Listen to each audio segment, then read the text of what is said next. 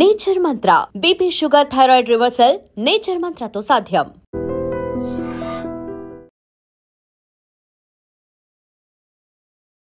Welcome to I Dream Media. So general గా గురక చాలా మందిని ఇబ్బంది పెడుతూ ఉంటుంది. ఎందుకు ఈ ప్రాబ్లం, ఎవరిలో ఎక్కువగా చూస్తాము, ఇది ఎంత డేంజర్, సో దీనికి ఎలాంటి ట్రీట్మెంట్స్ ఉన్నాయి, పూర్తి వివరాలు తెలుసుకుందాం. మనతో పాటు శ్వాస hospitals founder and chairman, allergy, asthma, గురక వైద్య నిపుణులు డాక్టర్ విష్ణువేంద్ర రావు గారు ఉన్నారు. డాక్టర్ గారు నమస్తే. నమస్తే. డాక్టర్ గారు, జనరల్ గానే ఈ గురక అనేది చాలా పెద్ద ప్రాబ్లం. చాలా ఈజీగా తీసుకుంటాం గురకని, అవునా డాక్టర్ గారు? సో గురక ఈ ఏజ్ లో స్టార్ట్ అవుతుంది అంటే ఏ ఏజ్ అండి అసలు? అది గురక చిన్నప్పటి నుంచే ఉంటుందమ్మా. గురక పసిపిల్లలు అంటే దాదాపు 2-3 సంవత్సరాల వయసు నుంచి ఏ వయసు వాళ్ళకైనా ఉండొచ్చు. నోరు తెరిచి నిద్రపోతున్నారు అంటే పిల్లల్లో, వాళ్ళల్లో ఎడినైడ్స్, టాన్సిల్స్, ఈ జలుబు, ఈ ముక్కు దిబ్బడ ఇవి వచ్చిన తర్వాత మెల్లగా గురక పెట్టడం మొదలు పెడతారు. నోరు తెరిచి నిద్రపోతున్నారు అంటే మెల్లమెల్లగా అది గురకకు దారి తీయొచ్చు ఫ్యూచర్లో. కాబట్టి నోరు తెరిచి నిద్రపోవటం అనే దాన్ని ఏ తల్లిదండ్రులు కూడా చాలా ఈజీగా తీసుకోవద్దు. ఇది ఫ్యూచర్లో గురకకు దారి తీయొచ్చు. అంటే నోరు తెరిచి నిద్ర ఎందుకు పోతారు? వాళ్ళ ముక్కులో నుంచి గాలి ఆడదు. ముక్కులో నుంచి గాలి ఆడకపోవటానికి కారణం ఏమై ఉంటుంది? ఒకటి ఎలర్జిక్ రైనైటిస్ అంటాం. అంటే ముక్కులో ఎప్పుడు చూసినా జలుబు ఉంటుంది, చూసారా? జలుబు ఉంటుంది. అంటే ఎట్లా? పేరెంట్స్లో ఎవరికైనా జలుబు ఉంటే పిల్లల్లో కూడా జలుబు ఉంటుంది. ఈ ఎలర్జీ వల్ల ఎడినైడ్స్ ఉబ్బుతాయి. ఎడినైడ్స్, టాన్సిల్స్, ఇటు సైనస్ అన్ని ఇదైపోయి టోటల్ కంజెషన్ అయిపోయింది. అన్ని టర్బినేట్స్ అంటాం. ఇన్ఫ్లమేషన్ కదా. టర్బినేట్స్ అనేది హెపట్రో, అదే కండలు పెరుగుతాయి అంటారు కదా, అదొకటి. కొంతమందికి డిఎన్ఎస్ ఉండొచ్చు, డివియేటెడ్ నేసల్ సెప్టమ్ ఉండొచ్చు. సో ఇలాంటి అన్ని కారణాల వల్ల మెల్లమెల్లగా నోరుతోని గాలి తీస్తారు. నోరుతోని గాలి తీసే వాళ్ళని తల్లిదండ్రులు కొంతమంది వదిలేస్తారు, కొంతమంది బలవంతంగా నోరు మూస్తారు, కొంతమంది తిడతా ఉంటారు, ఎందుకు ఎప్పుడు చూసినా నోరుతో గాలి తీస్తామని చెప్పి. ముక్కు నుంచి గాలి ఆడకపోతే మరి నోరుతో కాకపోతే దేంతో తీస్తాం గాలి? కారణం ఏందో తెలుసుకోవాలి. తెలుసుకొని దానికి గనక ట్రీట్ చేయలేదనుకో మెల్లమెల్లగా పిల్లలు నైట్ పూట గురక పెడతా ఉంటారు, నిద్రలో అంటా ఉంటారు. రోజుకు 100-200 సార్లు అంటారు నైట్. అంటే అప్పుడు బ్రీతింగ్ అయిపోద్ది కదా, పాజ్ అవుతుంది. యాప్నిక్ స్పెల్స్ అంటాం అంటారు చిన్నపిల్లలు. ఇది హైపర్ యాక్టివిటీకి దారితీస్తుంది. చిన్నపిల్లలు పగులు పూట రెస్ట్లెస్గా హైపర్ యాక్టివ్గా ఆడుతూ ఉంటారు పిల్లలు. సో ఇట్లాంటి ఈ పిల్లల్ని మనం గమనించి ఇది హైపర్ యాక్టివిటీకి ఉన్నాడు అంటే అసలు వీడికి ఏమన్నా ఎలర్జీ ఉందా, ఎలర్జీ ఉన్నాయా అంటే ఎడినైడ్స్ ఏమైనా ఉన్నాయా, టాన్సిల్స్ ఏమైనా ఉన్నాయా, తల్లిదండ్రులు ఏమైనా ఎలర్జీ ఉందా అనేది అన్ని ఒకదాని తర్వాత ఒకటి మనం మెల్లగా తెలుసుకుంటా చిన్నపిల్లలప్పటి నుంచే మనం వైద్యం మొదలుపెట్టాలి. అప్పుడు అలర్జీకి, ఆస్తమాకి, ఎడినాయిడ్స్కి, టాన్సిల్స్కి వీటన్నిటికీ anti allergy treatment, anti asthma treatment కనుక మొదటి నుంచి మొదలు పెడితే చిన్నపిల్లలు ఈ గురక బాధ నుంచి బయటపడతారు. ఈ హైపర్ యాక్టివ్ కూడా చాలా వరకు తగ్గిపోద్ది. చాలా మంది హైపర్ యాక్టివ్ మీద ఫోకస్ పెడతారు కానీ గురక మీద కారణం మీద హైపర్ యాక్టివ్ తీసిపోతారు, హైపర్ యాక్టివ్ మందులు వాడుతూ ఉంటారు, మీకు ఎన్నెన్నో హాస్పిటల్ తిప్పుతారు. బట్ హైపర్ యాక్టివిటీ మూల కారణం అలర్జీ కావచ్చు, అన్ట్రీటెడ్ అన్ఐడెంటిఫైడ్ అలర్జీ కావచ్చు. సో ఈ అన్ఐడెంటిఫైడ్ అలర్జీలో తల్లిదండ్రులకు, తల్లికో తండ్రికో ఎవరికో ఒకరికి జలుబు ఉంది అంటే వెంటనే వీళ్ళకు గుర్తు రావాలి, నాకు అలర్జీ ఉంది, ఆస్తమా ఉంది, నాకు డాక్టర్ గారు చెప్పారు మరి ఇంటర్వ్యూలో, సో పిల్లలకు ఇది ఉండొచ్చు అని వెంటనే డాక్టర్ని సంప్రదించాలి. అంటే ఆస్తమా కంటాజియస్ లేదు, అంటే జీన్స్ పరంగా వచ్చేది. జీన్స్ హెరిడిటరీ ఉంటుంది. సో కాబట్టి ఈ గురక అనేది మెల్లగా పిల్లల నుంచే మొదలై ఇంకా అలా దాటిపోతుంటది. ఇంకా ఏజ్ అంటే ఏం లేదు. ఇప్పుడు ఒక 1 year బేబీ ఉందనుకోండి, అంటే ఎలర్జీ ఉందా లేదా అనే టెస్టులు చేయించాల్సిందేనా? అంటే క్లినికల్ గా తెలిసిపోద్ది హిస్టరీ పరంగా. 1 year ఎందుకమ్మా, 3-4 months, 4 months, 5 months ఉన్నా తెలుసుకోవచ్చు. అంటే చిన్నపిల్లలకి చీటికి మాడి జలుబు వస్తుంటది, హాస్పిటల్ చుట్టూ తిరుగుతూ ఉంటారు. ఏదో టానిక్లు వాడతారు, యాంటీబయాటిక్స్ వాడతారు, నెబులైజర్లు పెడతా ఉంటారు. ఇప్పుడు ఇంట్లోనే నెబులైజర్లు పెట్టుకుంటా ఉంటారు. ఎప్పుడు చూసినా హాస్పిటల్ని మార్చి మార్చి తిరుగుతూనే ఉంటారు. ఇట్లాంటి వాళ్ళకి నేను ఏం చెప్తానంటే, తల్లిదండ్రుల్లో ఎవరికైనా ఉందా ముందర చూడండి. ఇటు వాళ్లకు అటు వాళ్లకు ఎంత దూరంలో ఉన్నా పర్వాలేదు, ఉందా? ఉంటే మాటి మాటికి వాతావరణాన్ని బట్టి వస్తుందా? అవునా? తర్వాత ఫ్యాన్ స్పీడ్ వేసి వస్తుందా? ఏదైనా ఫంక్షన్కి పోతే వస్తుందా? ఏదైనా ట్రిప్కి పోతే వస్తుందా? అంటే ఎట్లాంటి టైంలో ఈ పిల్లవాడికి ఎక్కువ ఫ్యాన్ స్పీడ్గా ఏసీలు అవన్నీ వేస్తే ఎక్కువగా ఊపిరి ఆడట్లేదా? సో ఇవన్నీ మనకు తెలిసిపోతాయి. దగ్గు వస్తుంది, దగ్గి వాంతి చేసుకుంటారు, కొంతమంది దగ్గి వాంతి చేస్తారు. సో ఇట్లాంటి కేసుల్లో మనం ఈజీగా డయాగ్నోస్ చేయొచ్చు. దానికి పెద్ద కష్టమేం కాదు.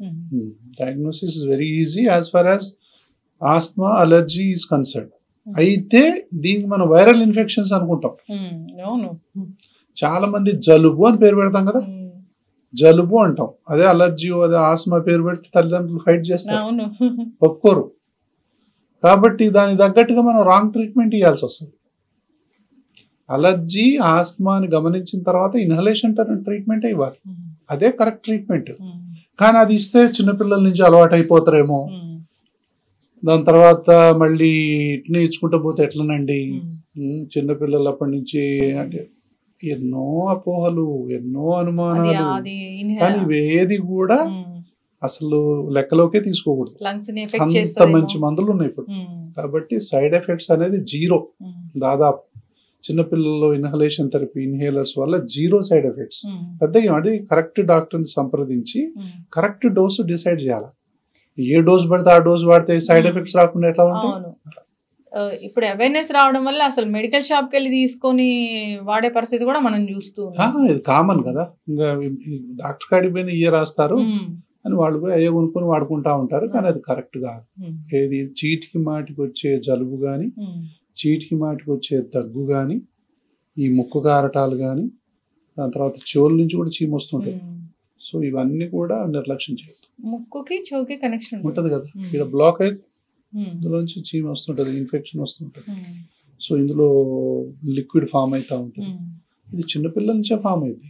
ఎంత విపరీతమైన చెవి నొప్పి వస్తుంది అంటే ఇక్కడ కంజెషన్ ఉందన్నారు. సో మిడిల్ ఇయర్ ఎఫ్యూజన్ అంటాం. ట్రీట్ చేయాల్సింది రూట్ కాజ్ ని కదా, ఎలర్జీని. అందుకే చిన్నప్పటి నుంచే ఎలర్జీని మనం ఐడెంటిఫై చేయాలి. చీటికి మాటికి ఇక్కడ ఏదో ప్రాబ్లం ఉందంటే ఇక్కడ ఉందేమో చూడాలి ఫస్ట్. అది చక్కటి ఇన్ఫర్మేషన్. నిజంగా చాలా మందికి తెలియని విషయం ఏంటంటే, పిల్లలు హైపర్ యాక్టివ్ గా ఉంటున్నారు, లేదా పిల్లలకి మాటిమాటికి జలుబు వస్తూ ఉంటుంది, దీని మీద అనుకుంటారు కానీ ఆ సిమ్టమ్ కి ట్రీట్మెంట్ కోసం చూస్తారు. కానీ అసలు ఎందుకు అసలు మూల కారణాన్ని వెతకం. మూల కారణం అనేది ఎప్పుడు కూడా చీటికి మాటికి వచ్చేటటువంటి జలుబు దగ్గు అది పడట్లేదు ఇది పడట్లేదు అన్నారంటే ఖచ్చితంగా ఇది అలర్జీ ఆస్మా జీన్స్ అనేది మనం చూసుకోవాలి. ఇది చూసుకున్నట్లయితే దీని అలర్జీ ఆస్మా పాయింట్ ఆఫ్ వ్యూలో ట్రీట్మెంట్ చేస్తేనే వాళ్ళకు విముక్తి. లేకపోతే 10 మంది 20 మంది డాక్టర్ని మారుస్తారు, 10-20 హాస్పిటల్ మారుస్తారు. ఎందుకంటే మేము చూస్తాం కదా, మా దగ్గరికి 10-20 హాస్పిటల్స్ మార్చి వస్తుంటారు చాలా మంది. ఇంత ఫైల్స్ తీసుకొని వస్తుంటారు.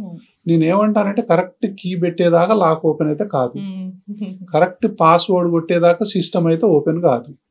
ఆ కీ అనేది చాలా పెద్ద హాస్పిటల్లో దొరికిందా చాలా చిన్న హాస్పిటల్లో దొరికిందా అనేది పాయింట్ కాదు, దొరికిందా లేదా అనేదే పాయింట్. ఎక్కడ అనేది పాయింట్. ఆ డాక్టర్ యొక్క నైపుణ్యాన్ని బట్టి, ఆ డాక్టర్ యొక్క డయాగ్నోస్టిక్ క్యాపబిలిటీని బట్టి, ఆ డిసీజ్ ప్రెజెంటేషన్ బట్టి, మనం చేసే టెస్టులను బట్టి ఆధారపడి ఉంటుంది తప్ప పెద్ద హాస్పిటల్ పోతే పెద్ద న్యాయం జరుగుద్దని, చిన్న హాస్పిటల్ పోతే అన్యాయం జరుగుద్దని ఏముండదు. మంచి డాక్టర్ అయితే చాలు, అంతే. మంచి డాక్టర్ అయితే చాలు, ఎక్కడ ఉన్నా పర్లేదు. డాక్టర్ గారు, ఇప్పుడు గురక వచ్చింది చిన్నపిల్లల్లో అన్నప్పుడు జనరల్ గా ఆ గురకకి ట్రీట్మెంట్ అంటే ఎట్లా ఉంటుంది? ఇప్పుడు ఇది అంటే గురకకు సంబంధించినంత వరకు అమ్మా, చిన్నపిల్లల్లో కూడా నేను చెప్పాను కదా. సో గురకకి ఇలా ఉంటే మనం ఇది ఎర్లీగా మనం గుర్తించి మనం టెస్ట్ చేసి వీళ్ళకి కూడా మనకు స్లీప్ స్టడీలు చేయొచ్చు. చిన్నపిల్లలకు కూడా సిప్యాప్లు గీప్యాప్లు వాడే పరిస్థితులు ఉన్నాయి కానీ బట్ నా దృష్టిలో అంత అవసరం ఎప్పుడు రాలా చిన్నప్పుడు. అందుకే నేను ఏమంటానంటే ఎప్పుడు అలర్జీ గురించి, ఆస్మా గురించి, ఎడినాయిడ్ గురించి, టాన్సిల్ గురించి నేను మాట్లాడేటప్పుడు ఎర్లియర్ ది బెటర్ అంట నేను ఆల్వేస్. కొన్ని వందల వేల సార్లు చెప్తా. ఎంత తొందరగా పిల్లలకు జలుబు ఉంటే అంత తొందరగా చూపిస్తే అన్ని కష్టాల నుంచి మీరు దూరం అవుతారు. చిన్నపిల్లలు అన్ని బాధల నుంచి విముక్తి పొందుతారు, అన్ని కాంప్లికేషన్స్ నుంచి బయటపడతారు, ఎన్నో రకాల వైద్యాల నుంచి మనం బయటపడవచ్చు, ఎన్నో రకాల అనవసరమైనటువంటి టాన్సిల్ ఆపరేషన్లు, ఎడినాయిడ్ ఆపరేషన్లు, సైనస్ ఆపరేషన్ల నుంచి మనం బయటపడవచ్చు. చేయి దాటిన తర్వాత ఎవరికైనా కొన్ని సార్లు ఆపరేషన్లు తప్పవు. కాబట్టి తొందరగా వచ్చినట్లయితే ఈ ఎలర్జిక్ ఇన్ఫ్లమేషన్ ని మనం ట్రీట్ చేయొచ్చు. ట్రీట్ చేసి ఈ విధంగా ఓపెన్ చేసినట్లయితే ఖచ్చితంగా వాళ్లకు ఈ గురక, చిన్నపిల్లల్లో గురక చాలా ఈజీగా ట్రీట్ చేయొచ్చు వీళ్ళల్లో ముఖ్యంగా. సో చాలా అంటే ఎప్పుడు ఎడినాయిడ్స్ కానీ టాన్సిల్స్ కానీ తీయాలి అంటే ఎన్ని మందులు వాడినా తగ్గట్లేదు. తర్వాత స్లీపు, గురక, కొంచెం అబ్స్ట్రక్టివ్ స్లీప్ యాప్నియా లక్షణాలు ఉన్నాయి అంటా ఉన్నారు, చెవుల చీమ వస్తూ ఉంది, ముక్కు కారుతూ ఉంటుంది, ఏ మందు పనిచేయట్లేదు. కాబట్టి అట్లాంటి కేసుల్లో 100 మందిలో 5 నుంచి 10 మందికి సర్జరీ తప్పదు. అట్లాంటి కేసులో చేయాలి. మరి మిగతా కేసుల్లో మొత్తానికి కూడా ఎర్లియర్ ది బెటర్.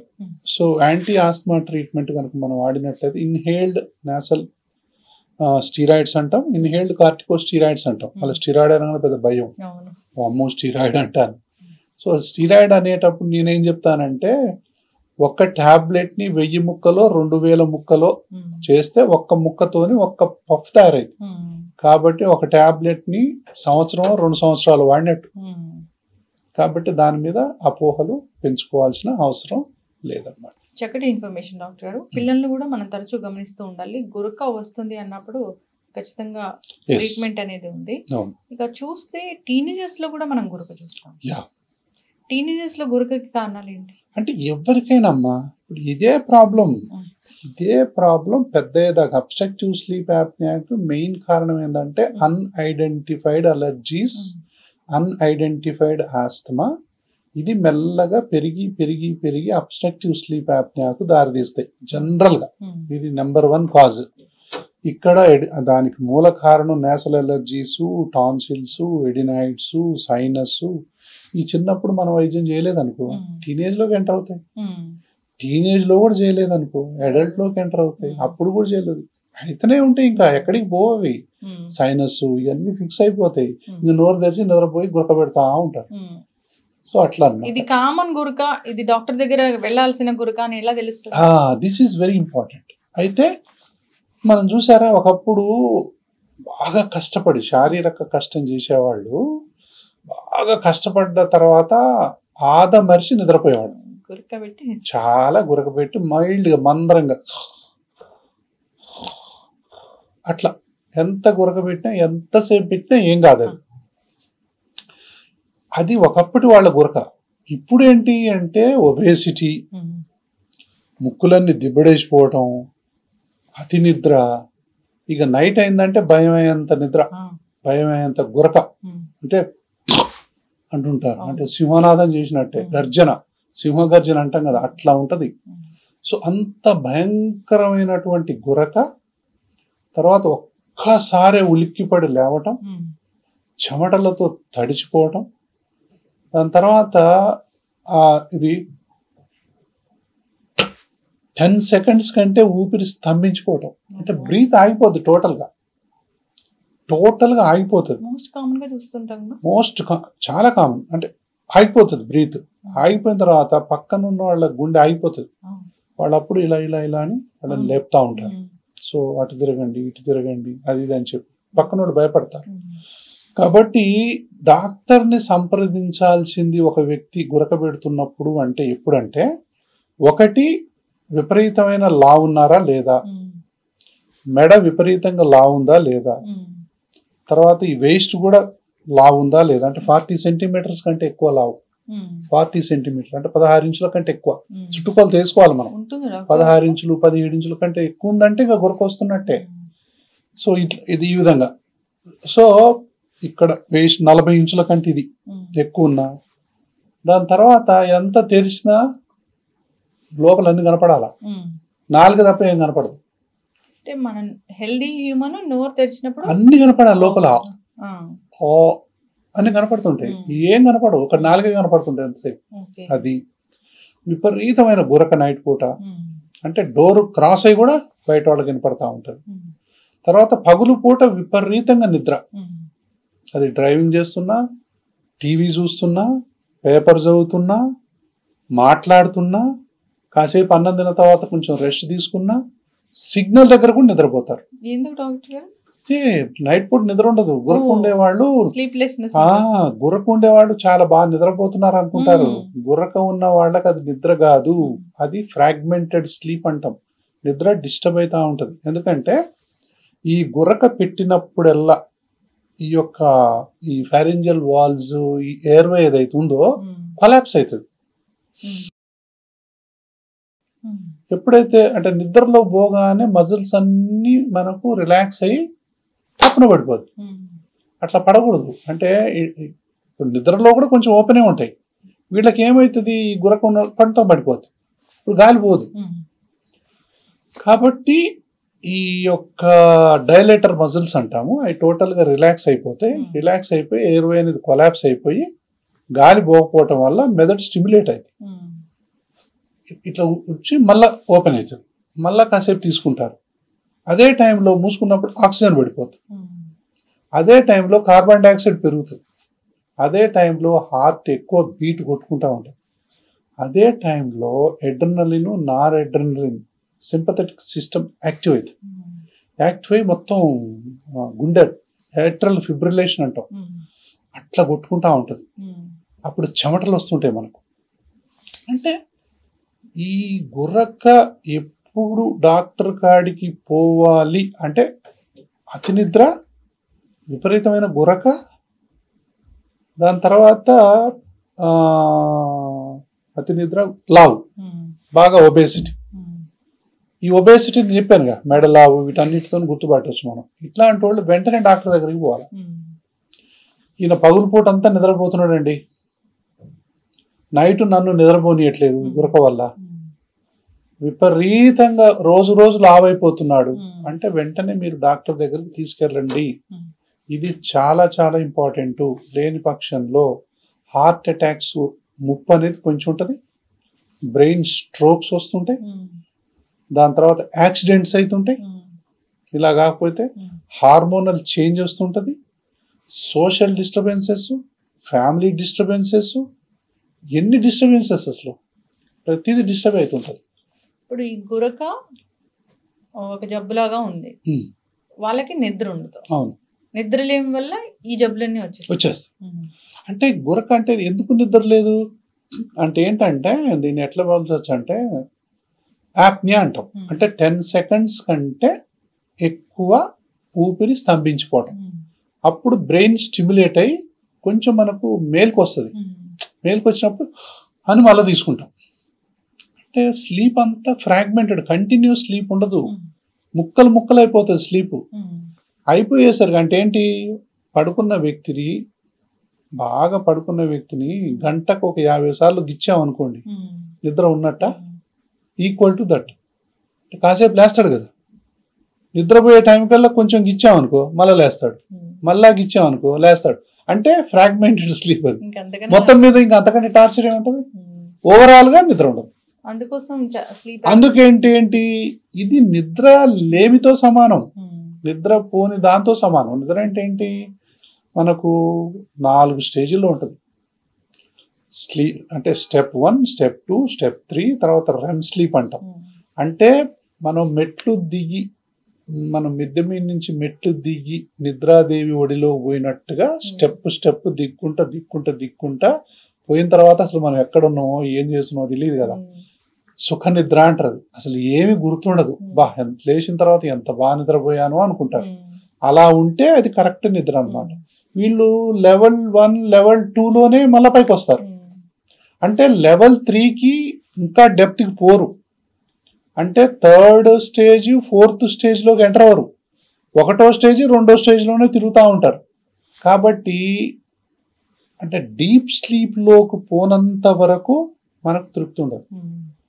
అప్పుడు బాడీ టోటల్గా రిలాక్స్ అవుతుంది, టోటల్గా రీఎనర్జైజ్ అవుతుంది, టోటల్గా హీలింగ్ అవుతుంది బాడీ. ఇవేవి జరగనప్పుడు చిరాకు, కోపం, మతిమరుపు, రెస్ట్లెస్నెస్ ఇవన్నీ పెరిగిపోతుంటాయి. నిద్ర లేమికి ఎంత, అందుకనే ఆ నిద్ర 7 గంటలు మనకు నిద్ర ఉండాలి. ఎవరికైనా సరే 7 నుంచి 8 గంటలు నైట్ పూట అన్డిస్టర్బ్డ్ స్లీప్ ఉండాలి, అవునా? అది లేనప్పుడు మధ్య మధ్యలో డిస్టర్బెన్స్ అయితే క్వాలిటీ ఆఫ్ స్లీప్ ఎంత అనేది చూద్దాం. 7 గంటల్లో క్వాలిటీ ఆఫ్ స్లీప్ అనేది 2 గంటలు ఏముంది అనుకుందాం. సపోజ్ 5 గంటల డెఫిసిట్ ఉంది కదా, ఈ 5 గంటలు పగులు నిద్రపోతారు, ఇంకేముంది వర్క్ చేసుకోరు. ఎటుబడి నిద్రాదేవికి మనం 1/3 ఆఫ్ టైం ఇవ్వాల్సిందే 24 గంటల్లో కంపల్సరీ. అది ఆవిడకి ఆ టైం మనం కేటాయించాల్సిందే. అందులో నుంచి 2 గంటలు నేను తీసుకుంటా, 3 గంటలు తీసుకుంటా అంటే చాలా మందికి ఈ రోజుల్లో హార్ట్ అటాక్స్ రావడానికి మూల కారణం స్లీప్ డెఫిషియన్సీ. ప్రపంచవ్యాప్తంగా కూడా ఇది ఒక కనిపించని ఇదనమాట. సరైన నిద్ర లేకపోవటం వల్ల that leads to many complications. చాలా మంది ఈ విషయం తెలియక, అంటే రూట్ కాజ్ గురక ఈ స్లీప్లెస్నెస్ కానీ స్లీప్ క్లినిక్స్ వెళ్తూ ఉంటారు. స్లీప్ క్లినిక్స్ వెళ్ళాలి. స్లీప్ క్లినిక్స్ లో మనం ట్రీట్మెంట్ చేసేది ఇదే. ఇప్పుడు స్లీప్ అంటే భారతదేశంలో దాదాపు 10 కోట్ల మంది గురక పెడుతున్నారు. సో స్లీప్ క్లినిక్స్ లో ఏం చేస్తారు, ఈయనకు అంటే పాలిసామ్నోగ్రఫీ అని చెప్పి ఒక టెస్ట్ ఉంటుంది, స్లీప్ స్టడీ ఉంటుంది. అందులో టెస్టులు చేస్తారు. గంటకి ఎన్నిసార్లు నీ యొక్క ఊపిరి స్తంభించిపోతుంది, యాప్నియా హైపాప్నియా ఇండెక్స్ అంటారు. అంటే యాప్నియా అంటే కంప్లీట్ సెసేషన్ అనమాట, హైపాప్నియా అంటే సగం 30% ఆగిపోతుంది. తర్వాత ఆక్సిజన్ ఎంత పడిపోతుంది, ఎన్నిసార్లు మనం కదులుతా ఉన్నాం, సో ఇవన్నీ ఎన్నిసార్లు లేస్తా ఉన్నాం, ఇవన్నీ మానిటర్ చేస్తారు. మానిటర్ చేసిన తర్వాత మైల్డ్ ఉందా, ఇందాక మనం యాప్నియా అన్నాం కదా, సో మైల్డ్ అంటే సో 5 నుంచి 15, దాని తర్వాత మోడరేట్ అంటే 15 నుంచి 30 వరకు, సివియర్ అంటే 30 నుంచి ఎక్కువ, మోర్ దాన్ 30. ఏంటివి more than 30 times apnoea episodes వస్తాయి వాళ్ళకి గంటకి. ఇది గంటకి కొంతమందికి 100 సార్లు ఉంటుంది, 100 ఉంటుంది యాప్నియా ఎపిసోడ్స్ అనేవి, 100 ఉంటాయి. అంటే ఏంటి, ఇంకా వాళ్ళకి ఏమి నిద్ర లేనట్టే లెక్కగా. వాళ్ళకు అప్పుడు ఈ దశను తీసుకొని వాళ్లకు స్టేజ్ 1 ఉందా, స్టేజ్ 2ఆ, స్టేజ్ 3ఆ, అంటే మైల్డా, మోడరేటా, సివియరా, దీన్ని బట్టి ఏది మందు వాడాలి, ఏం ట్రీట్మెంట్ చేయాలి అనేది ఇంపార్టెంట్. అంటే స్టేజ్ మైల్డ్ ఉందనుకోండి, వాళ్ళకి ఎలర్జీ ఉందనుకోండి, ఎలర్జీకి ట్రీట్మెంట్ చేస్తే సరిపోతుంది. ఇవి ముక్కులు ఉన్నాయి, జలుబు ఉంది, తుమ్ములు ఉంది, కొంచెం సైనస్ ఉంది, కొంచెం ఇవి ఉన్నాయంటే మనం యాంటీ ఎలర్జీ మెడికేషన్స్ తోని ఓపెన్ చేయొచ్చు. ఆ గురక చాలా మంది తగ్గిపోద్ది, చాలా మంది తగ్గిపోద్ది. మోడరేట్ ఉన్న వాళ్ళకి కూడా ఇంకొంచెం మందులు కరెక్ట్ గా వాడి ఇంకొంచెం బరువు తగ్గి, ఆల్కహాల్ బంద్ చేసి, స్మోకింగ్ బంద్ చేసి, డయటరీ ఈ యొక్క రెస్ట్రిక్షన్స్ అవన్నీ పాటిస్తే వాళ్ళకు కూడా చాలా వరకు తగ్గిపోవచ్చు. ఇక సివియర్ ఉన్న వాళ్ళకు ఎన్ని ప్రయత్నాలు చేసినా తగ్గకపోతే సిప్యాప్ అని ఉంటుంది, ఆ మిషన్ పెట్టక తప్పదు. అంటే దాన్ని ఇట్లా పెట్టాలి మిషన్. అప్పుడు ఏం చేస్తుంది, ఆ గాలి ప్రెషర్ తోని తెల్లవారులు ఓపెన్ ఉంటుంది, ప్రెషర్ వల్ల ఓపెన్ ఉంటుంది కాబట్టి మన గాలి అనేది మంచిగా ఆడుతూ ఉంటుంది, తెల్లవారులు నిద్రపోవచ్చు మనం. అంటే ఇది ఎట్లనంటే ఒక్కోసారి అమ్మా వాడుతూ ఉంటే ఎవరైతే సిప్యాప్ వాడేవాళ్ళు అంతకు ముందు విపరీతంగా నిద్రపోయేవాళ్ళు, విపరీతంగా లావు ఉండేవాళ్ళు, విపరీతంగా గురక పెట్టేవాళ్ళు, మతిమరుపు ఉండేవాళ్ళు అందరు ఇది పెట్టగానే యాక్టివ్ అయిపోతారు, హుషారైపోతారు, మెల్లమెల్లగా బరువు తగ్గుతుంటారు.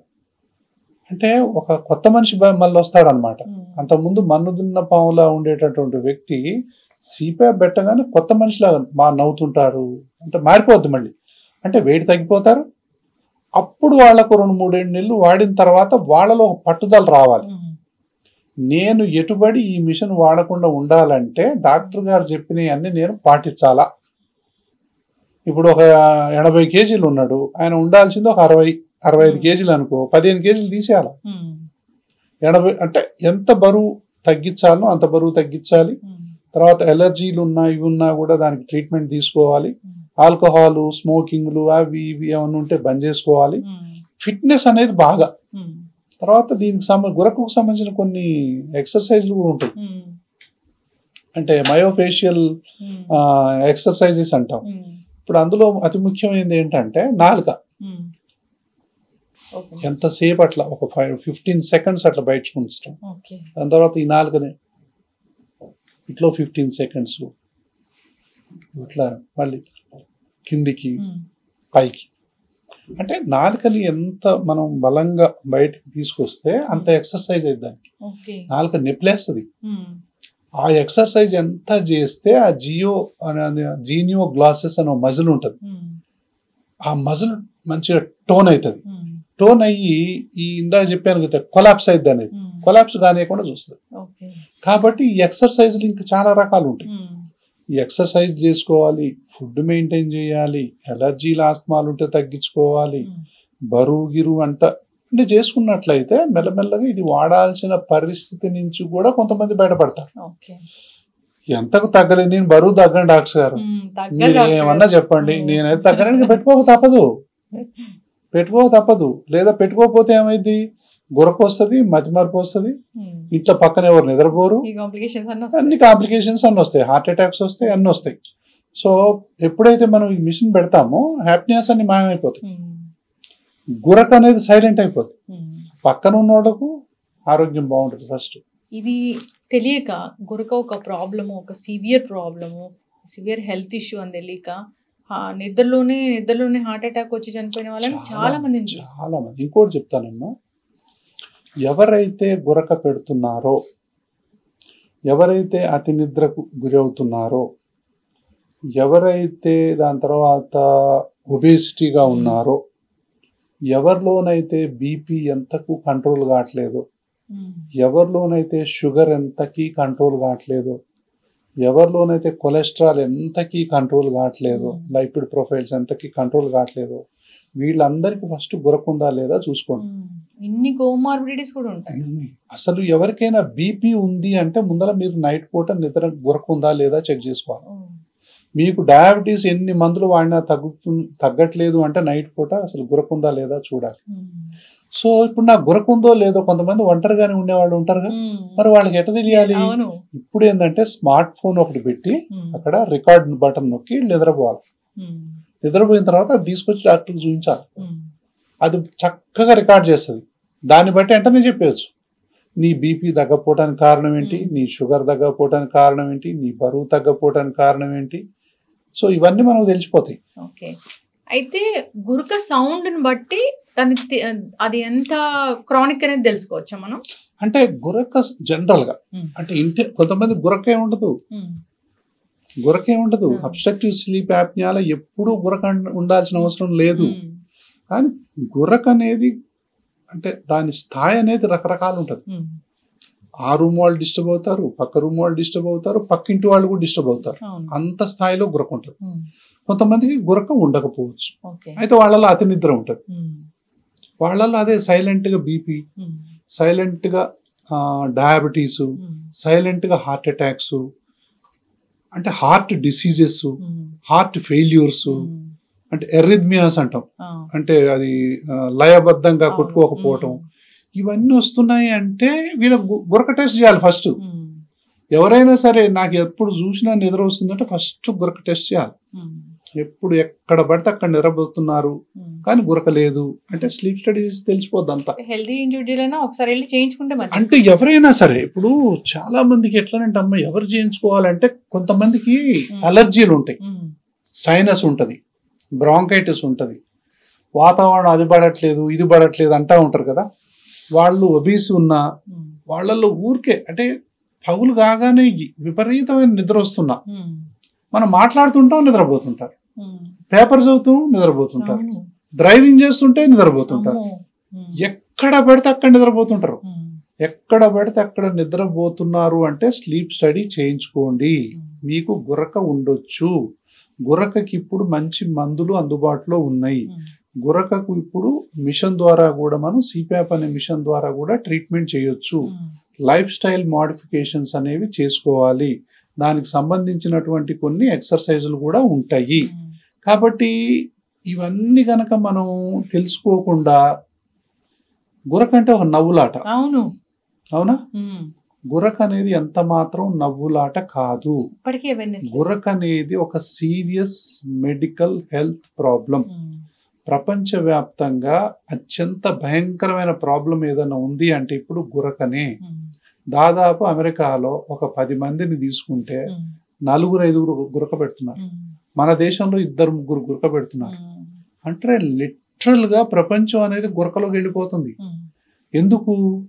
మారుతున్న జీవన విధానాలు, మారుతున్నటువంటి ఫుడ్ హ్యాబిట్స్, తర్వాత ఎక్సర్సైజ్ లేకపోవటాలు, తర్వాత ఆ డిజిటల్ స్క్రీన్ ముందు గంటలు కూర్చోటాలు, సెల్ ఫోన్ పట్టుకున్నామంటే ఎక్సర్సైజ్ మర్చిపోతాం, చదువు మర్చిపోతాం, ఆ నడవటం అనేది మర్చిపోతాం.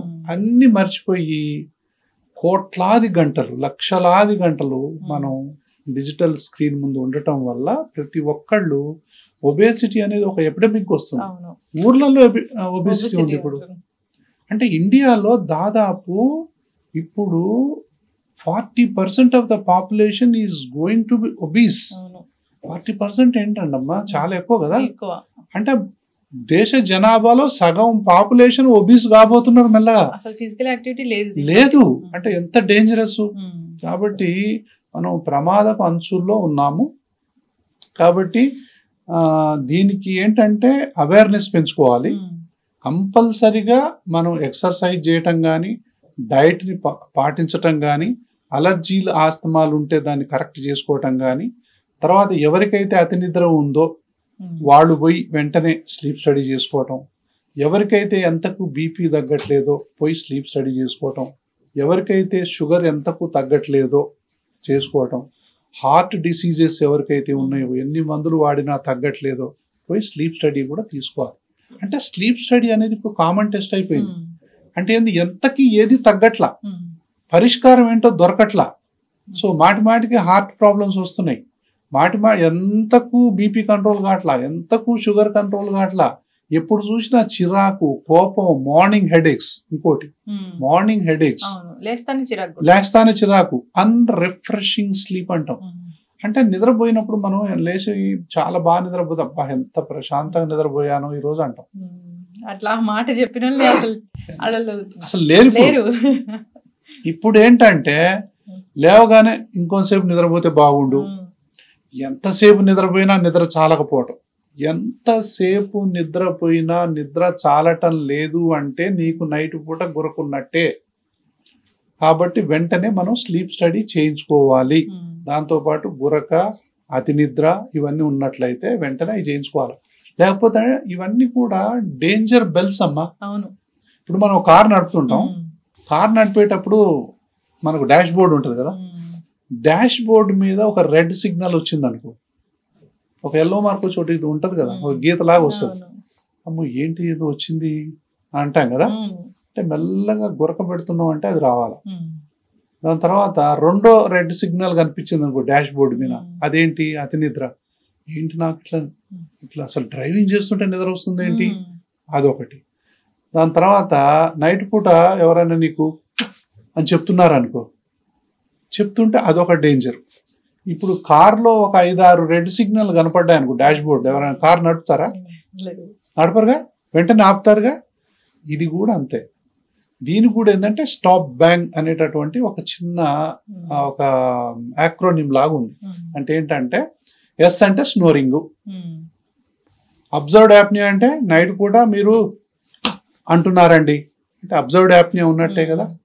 పి అంటే ప్రెషర్, అంటే బ్లడ్ ప్రెషర్ ఉందా లేదా. బ్లడ్ ప్రెషర్ ఉంది, ఎన్ని మందులు వాడినా కూడా తగ్గట్లేదు. తర్వాత బి అంటే బిఎంఐ అంట, బాడీ మాస్ ఇండెక్స్ అంటాం. సో అది ఎంత ఉంది, మీరు ఎంత హైట్ ఉన్నారు, మీరు ఎంత వెయిట్ ఉన్నారు. ఇప్పుడు కొంతమందికి వాళ్ళు ఎంత ఉంటారంటే ఒక 5.5 అడుగులు ఉంటారు, కానీ ఒక 80 కేజీలు ఉంటారు. అది ఒబేసిటీ కదా. ఇంకొంతమంది 6'5" ఉంటారు, వాళ్ళు 80 kgs ఉంటారు. వాళ్ళ బరువుకి అది కరెక్టే, వాళ్ళ హైట్కి అది సరిపోద్ది, కానీ మీకు సరిపోదు అది. కాబట్టి BMI అనేది ఎంత ఉంది. దాని తర్వాత మీ యొక్క ఏజ్ అనేది ఎంత, అంటే ఎంత ఏజ్, మోర్ దాన్ 50 years వాళ్ళకి గురకు వచ్చేటటువంటి అవకాశాలు ఇన్ జనరల్గా ఎక్కువ. గురకు ఇంక మిగతా వాళ్ళకి రాదని కాదు, 50+ మేల్. సో మేల్ వాళ్ళల్లో ఎక్కువ ఉంటుంది. నెక్ సర్కంఫరెన్స్ ఎంత, 40 centimeters కంటే ఎక్కువ ఉందా, వెంటనే డాక్టర్ కాడికి పోవాలి. కొలుసుకోండి వెంటనే. 40 centimeters ఉంది, నాకు అతి నిద్ర ఉంది, నాకు డల్గా ఉంటుంది, ఎంత నిద్ర సరిపోవట్లేదు, నాకు BP ఉంది, నాకు షుగర్ ఉంది అంటే వెంటనే మీరు కొలుసుకోవటం, డాక్టర్ కాడికి పోవటమే, అంత ఈజీ. తర్వాత ఇక్కడ ఉంది 100 centimeterల కంటే ఎక్కువ ఉంది, 40 inches కంటే ఎక్కువ ఉంది, అంటే చూడండి ఎంత కామన్ అయిపోయిందో. సో కాబట్టి నోరు తెరిచి చూసుకోండి, అద్దంలో పోయి అని చూసుకోండి. ఎంత తెరిచినా కూడా లోపల కనపడట్లేదు అంటే, అతి నిద్ర ఉంది అంటే, BP ఉంది అంటే, గురకు ఉంది అంటే వెంటనే వెళ్ళిపోవాలి. ఎవరు వస్తున్నారు డాక్టర్ గారు, అంటే మెన్ వస్తున్నారా, ఉమెన్ వస్తున్నారా ఎక్కువ? ఇప్పుడు మెనోపాజ్ అయిపోయిన తర్వాత మెన్ ఉమెన్ ఈక్వల్. సో చాలా మందికి గురక ప్రాబ్లం అనేది, అసలు గురక లేని ఇల్లు లేదు అంటే ఆశ్చర్యం కాదేమో అనిపిస్తుంది నాకు. అంటే మోర్ దాన్ 50 years ఉన్న వాళ్ళలో చాలా మందిలో గురక అనేది ఇప్పుడు వెరీ వెరీ కామన్ ప్రాబ్లం. అసలు అన్ఐడెంటిఫైడ్ హార్ట్ అటాక్స్ కానీ, హార్ట్ ప్రాబ్లమ్స్ కానీ, బీపీలు కానీ, షుగర్లు కానీ మూల కారణం గురకే. దీన్ని కనుక మనం కరెక్ట్ చేసినట్లయితే, ఈ గురకని అంటే రెస్పిరేటరీ బ్రీదింగ్ సిస్టమ్ని కనుక కరెక్ట్ చేస్తే ఈ మనం చెప్పుకున్న ప్రాబ్లమ్స్ అన్ని పోతాయి. హార్ట్ అటాక్ ముప్పు అనేది తగ్గిపోద్ది, బీపీ అనేది కంట్రోల్లోకి వస్తుంది, షుగర్ అనేది కంట్రోల్లోకి వస్తుంది, ఒబేసిటీ అనేది కంట్రోల్లోకి వస్తుంది, హుషారైపోతారు, యాక్సిడెంట్ కూడా తగ్గిపోతాయి. మరి ఆ స్టేజ్ లో తెలియలేదు, చాలా పెద్ద స్టేజ్ లో క్రానిక్ అయినాక తెలిసింది. ఏ స్టేజ్ లో అయినా సరే ఇప్పుడు బాగా ఇప్పుడు సర్జరీ. ఇంకోటి ఏంటి, ఒకటి CPAP అని చెప్పాం, మరి ఇంకేమేమి మోడాలిటీ, కొన్ని మ్యాండిబులర్ అడ్వాన్స్మెంట్, కొన్ని ఇన్స్ట్రుమెంట్స్ ఉంటాయి, అంటే దీన్ని ముందుకు లాగుతారు, కొంతమంది టంగ్ లాగుతారు, రకరకాల ఇన్స్ట్రుమెంట్స్ ఉన్నాయి దీనికి, కానీ ఏవి కూడా సక్సెస్ఫుల్ కావు. ద బెస్ట్ అంటే CPAP మిషన్. తర్వాత ఇప్పుడు ఎడినాయిడ్స్ ఉన్నాయి, ఎడినాయిడ్స్ తీసేయటం, టాన్సిల్స్ ఉన్నాయి, టాన్సిల్ తీసేయటం, సైనస్ ఉంది, సైనస్ క్లీన్ చేసుకోవటం, ముక్కు ఇట్లా దూరం వంకర ఉంది, దాన్ని తీసుకోవటం, టర్బినేట్ చాలా చాలా పెద్ద గుప్పిని దాన్ని తీసేయటం. తర్వాత అలర్జిక్ రైనైటిస్ ఉంది, యాంటీ అలర్జిక్ మెడిసిన్స్ వాడటం. దాని తర్వాత ఆస్మా ఉంది, ఆస్మాకు కరెక్ట్ మందులు వాడుకోవటం. తర్వాత ఇట్లా కనుక మనం చేసినట్లయితే ఇది ఒకటి. అంటే సర్జరీస్ కి ఆ ప్యాలెట్ ఉంటుంది పైన, ఆ ప్యాలెట్ కట్ చేస్తారు, లోపల ఉన్న ఫ్యాట్, రకరకాల ప్రొసీజర్స్ ఉన్నాయి, కానీ ఏ సర్జికల్ ప్రొసీజర్ కూడా 100% రిజల్ట్స్ ఇవ్వదు. అన్నిటికంటే ఉత్తమం ఏంటి, ఎవరిలోనైతే చిన్నప్పటి నుంచి అలర్జీ ఉందో, ఆస్మా ఉందో, సైనస్ ఉందో, బ్రాంకైటిస్ ఉందో, వీళ్ళందరూ మళ్ళొకసారి డాక్టర్ గారికి పోయి తొలి దశలోనే నువ్వు గురకబెడుతున్నావు అని చెప్పి మీ ఫ్రెండ్ చెప్పినా, మీ వైఫ్ చెప్పినా, మీ పిల్లలు చెప్పినా వెంటనే డాక్టర్ని సంప్రదించి అలర్జీ ఉందా, ఆస్మా ఉందా, సైనస్ ఉందా అన్ని చూసుకొని వాటిని క్లీన్ చేసుకోవటం అంత ఉత్తమం ఇంకోటి లేదు. ఆస్తమా ఉంటే తగ్గదు కదా డాక్టర్? ఎందుకు తగ్గదమ్మా, ఆస్మాకున్న బెస్ట్ ట్రీట్మెంట్ ఇప్పుడు దేనికి లేదు. ఆస్మా అంటే ఇదే కదా, అంటే మన బ్రాంకియల్ ట్యూబ్స్ లో ఇన్ఫ్లమేషన్ ఉంటది. ఈ ఇన్ఫ్లమేషన్ ఈ విధంగా చేసే అద్భుతమైన వైద్యాలు ఇప్పుడు అందుబాటులో ఉన్నాయి కదా. They lead normal life. ఇప్పుడు కోవిడ్ టైంలో ఎంత మంచి వైద్యం ఉందంటే ఆస్మాకి, వాళ్ళు they can lead near normal life. అంత మంచి వైద్యం ఇప్పుడు ఆస్మాకి అందుబాటులో ఉంది. శ్వాస హాస్పిటల్ యొక్క ముఖ్య ఉద్దేశం అదే. అలర్జీ కానీ, ఆస్తమా కానీ, గురక కానీ, అటు పసిపిల్ల నుంచి మొదలు పెట్టుకుంటే పండు ముదుసలి వరకు, అంటే వాళ్ళు తిరిగి సాధారణ జీవితం గడిపేలాగా మనం ట్రీట్మెంట్స్ ఇవ్వచ్చు. అంత మంచి మందులు ఉన్నాయి ఇప్పుడు. అంటే శ్వాస హాస్పిటల్ ఒక్కటి లేదని చెప్పట్లా, ఎక్కడైనా ప్రపంచవ్యాప్తంగా అలర్జీ, ఆస్మాకు మంచి వైద్యం ఇప్పుడు అందుబాటులో ఉంది. కాకపోతే సరి అయినటువంటి డాక్టర్ని ఎంచుకొని, సరి అయిన పరీక్షలు చేయించుకొని, సరి అయినటువంటి మందులు వాడినట్లయితే, ఎంతకాలం వాడాలో అంతకాలం, వాడే విధానం ఏందో తెలుసుకొని ఆ విధంగానే వాడటం. మంచి మందు వాడతావు, వాడటం ఎట్లా తెలియదు, రిజల్ట్ రాదు. అప్పుడు మనం మందునన్నా వంక పెడతాం, డాక్టర్నన్నా వంక పెడతాం, అంతే కదా. కానీ మనం వాడే విధానం తప్పంది. 100%. ఇప్పుడు ఒక మందు ఒకసారి రాస్తే చాలా మంది కూడా ఇప్పుడు ఇన్హేలర్స్ డాక్టర్ అప్పుడు ఎప్పుడో రాసింది 3 ఏళ్ల క్రితం అని ఇప్పటికీ వాడుతూనే ఉంటారు. 10 ఏళ్ల కింద రాసిన వాళ్ళు కూడా వాడుతున్నారు. అది ఎట్లా? అది చాలా తప్పు యాక్చువల్ గా. మేమేమంటామంటే జనరల్ గా సంవత్సరానికి అంత మొత్తం కంట్రోల్ అయిపోయిన తర్వాత ఈ విధంగా ఉన్నాయి. జనరల్ గా 3 నుంచి 6 నెలల లోపు చాలా వరకు చాలా మంది మంచి కంట్రోల్ అయింది. తర్వాత ఫాలో అప్ ఎట్లా ఉండాలంటే సంవత్సరానికి కనీసం 2 సార్లు అన్న రావాలి, మినిమం 2 times అన్నా వచ్చి చూపించుకోవాలి. ఎందుకు? ఆ సందర్భంగా వాళ్ళకి ఎంత అలర్జీ ఉంది, ఎంత ఆస్మా ఉంది, వాళ్ళకి ఎంత అబ్స్ట్రక్షన్ ఉంది ఇంకా అనేది తెలుసుకోవచ్చు. వ్యాక్సిన్స్ ఇవ్వచ్చు. ఎస్, ఇన్ఫ్లుయెన్జా వ్యాక్సిన్ కానివ్వండి, న్యూమోకోకల్ వ్యాక్సిన్ కానివ్వండి, మాటికి రాకుండా ఇట్లా కాకుండా వైరల్ ఇన్ఫెక్షన్స్ కు బ్యాక్టీరియల్ ఇన్ఫెక్షన్స్ రాకుండా మనం వ్యాక్సిన్స్ చేయొచ్చు. దాని తర్వాత మనం ఆ పల్మనరీ ఫంక్షన్ టెస్ట్ అని చెప్పి వీటి యొక్క పేటెన్సీ ఎంత ఉంది అనేది తెలుసుకోవచ్చు. తర్వాత ఇంకా ఏమన్నా ఉన్నా కూడా మనం అడ్వైస్, అసలు వాళ్ళు ఎట్లా వాడుతున్నారో చెప్పొచ్చు. వాళ్ళకు నైట్ పూట నిద్ర డిస్టర్బ్ అవుతుందా లేదా, రారు. అంటే నేనేమంటానంటే రాకపోవటానికి కూడా కొన్ని వందల కారణాలు ఉండొచ్చు. దీన్ని ఆస్తమా అవుట్కమ్ మెజర్స్ అంటాం. అంటే దీన్ని ఇప్పుడు నేను ఏదైతే చెప్తున్నానో అది మీరు చూసుకోండి. ఒక ఆస్తమా పేషెంట్ ఉన్నాడు, నైట్ నిద్ర లేదు, పగులు ఏ పని చేయలేడు, పిల్లలు స్కూల్కి పోలేరు, ఒక రోజు పోతే 3 రోజులు ఆబ్సెంట్ అవుతున్నారు, ఒక ఆయన పనికి పోతే ఒక రోజు పోతే 3 రోజులు పనికి పోవట్లేదు, తెల్లవారులో నిద్ర లేదు, ఎప్పుడు చూసినా దగ్గు, ఎప్పుడు చూసినా జలుబు, ఎప్పుడు చూసినా ముక్కు గారడం, ఇలా ఉంది. మనం ట్రీట్మెంట్ ఇచ్చాం. ట్రీట్మెంట్ ఇచ్చిన తర్వాత ఈ విధంగా అయ్యాడు. అవుట్కమ్ మెజర్స్ ఏదైనా ఒక డాక్టర్ ఇస్తే, కరెక్ట్ వైద్యం ఇస్తే ఎట్లా ఉండాలంటే నైట్ పూట నిద్ర డిస్టర్బ్ అవుతుంది, నెంబర్ 1. పగులు పూట ఏ పని చేసినా కూడా ఆయాసం రాకూడదు. తర్వాత అతని యొక్క లంగ్ ఫంక్షన్ అనేది మిగతా వాళ్ళకి ఎలా ఉంటుందో దాదాపులో అలాగే ఉండాలి. దాని తర్వాత ఈ మాటి కొట్టుకునే ఇన్హేలర్స్ వాడాల్సిన అవసరం రాకూడదు. చీటికి మాటికి అడ్మిషన్లు ఉండకూడదు, మాటికి హాస్పిటల్కి పోవాల్సిన అవసరం ఉండకూడదు. ఎవరికైతే ఇవన్నీ ఉంటాయో వాళ్ళు హాస్పిటల్కి పోవాల్సిన అవసరం అంతగా ఉండదు. దీని అవుట్కమ్ మెజర్స్ అంటాం. సో ఇలా లేకుండా కొంతమంది పార్ట్లీ ట్రీటెడ్ అంటాం, అంటే సగం ట్రీట్మెంట్. ఇట్లాంటి వాళ్ళు దేశంలో 70 నుంచి 80% మంది ఉంటారు.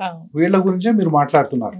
వీళ్ళు ఏంటంటే హాస్పిటల్ పోయేంత పెద్దగా ఉండదు, ఇంట్లో ఉండేంత చిన్నగా ఉండదు, ఇబ్బంది ఉంటుంది. నైట్ ఎంత ఇబ్బంది ఉంటుంది అంటే ఈ రోజు రేపు గ్యారెంటీగా హాస్పిటల్ పోవాల్సిందే అని డిసైడ్ అవుతారు. నైట్ మార్నింగ్ కల్లా బాగానే ఉంటుంది, బాగానే ఉందిగా ఇప్పుడు ఎందుకులే, మళ్ళీ ఎప్పుడైనా చూద్దాంలే. ఇట్లా సంవత్సరాలు గడిపిన వాళ్ళని చూశాను. ఇది partly controlled or partly treated asthma అంటాం.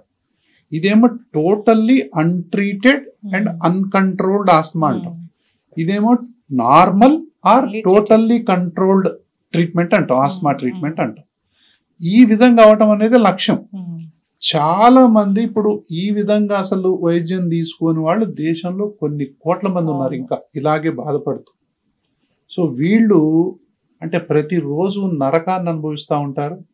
అసలు ఎందుకు ఈ జీవితం అనుకుంటారు, ఒక్కసారి పోయినా బాగుండు అనుకుంటారు, ఎక్కడ రైలు కింద తలబెట్టి పోతే బాగుండు అనుకుంటారు, ఏదైనా బాయిలు దూకితే బాగుండు అనుకుంటారు, విషం తాగితే బాగుంది. అంత అవసరం లేదు. మంచి మందులు ఇప్పుడు అందుబాటులో ఉన్నాయి. ఎవరైనా అట్లా అనుకుంటే అది చాలా పొరపాటు. చాలా హాస్పిటల్ పోయాం, అలాంటి డాక్టర్ గారు ఇక నీ జీవితాంతం అంతే అని చెప్పాడు, ఇంకా నీ బతుకు ఇంతే అని చెప్పాడు అని చెప్పి కొంతమంది హాస్పిటల్కి రాకుండా ఉన్న వాళ్ళు కూడా ఉంటారు. మీకు ఏ డాక్టర్ చెప్పాడు, ఎట్లాంటి డాక్టర్ చెప్పాడు అని పక్కకు పెట్టండి.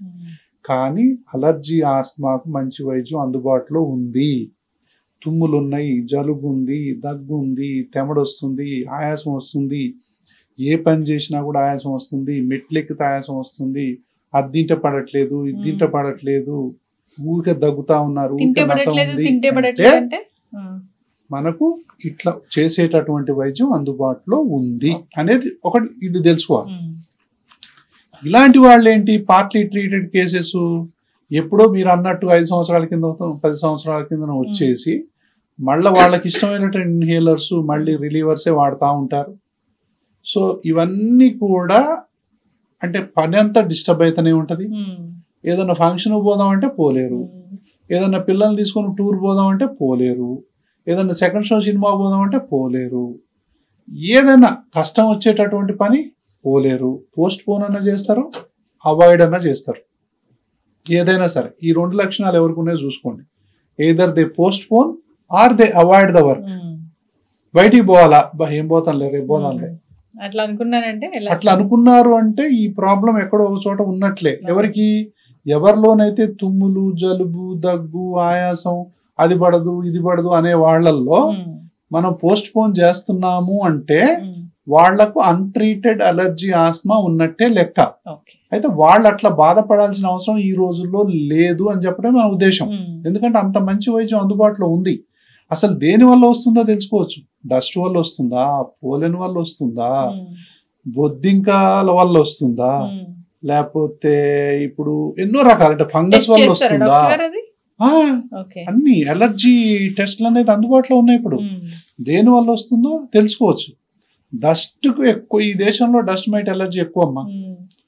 డస్ట్ మైట్ ఎలర్జీకి డస్ట్ మైట్ స్పెసిఫిక్ ఇమ్యునోథెరపీ అనేది అందుబాటులో ఉంది ఇప్పుడు.